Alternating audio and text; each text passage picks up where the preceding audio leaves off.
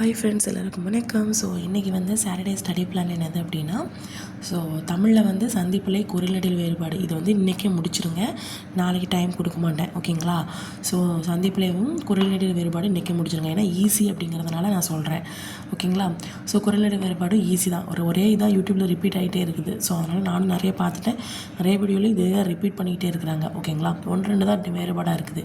So next வந்து பார்த்திங்கன்னா ஜிஎஸ்சில் மாநில அரசு இன்றைக்கே முடிச்சிருங்க, ஓகேங்களா? ஸோ 10th ஸ்டாண்டர்டில் இருக்கக்கூடிய மாநில அரசு இன்றைக்கி முடிச்சிருங்க.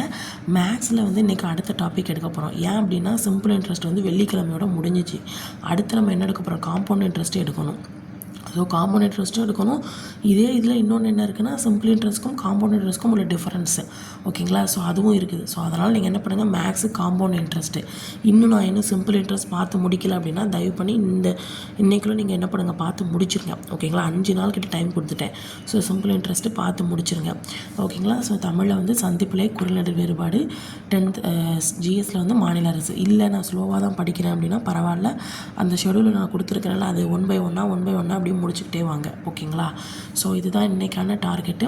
காம்பவுண்ட் இன்ட்ரெஸ்ட்டு ஸ்டார்ட் பண்ணிடுவேன். ஸோ மாநில அரசு படிக்கிறது, ஸோ அதுக்கப்புறம் சந்திப்பிழை குரிநெடில் வேறுபாடு, ஓகேங்களா? ஸோ இதை வந்து பார்த்து முடிச்சிருங்க. இது வந்து இன்றைக்கி டெஸ்ட் மாதிரி எழுதுவேன்.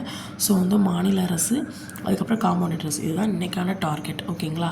ஸோ அது மட்டும் இல்லாமல் இது வந்து இது எவ்வளோக்குள்ள முடிக்க முடியுமோ சீக்கிரமாக முடிச்சிருங்க. சனிக்கிழமை நைட் ஸ்டடிங்கிறனால நைட் ஸ்டடி முடிஞ்ச அளவுக்கு முழிச்சு படிக்க ஆரம்பிங்க, ஓகேங்களா?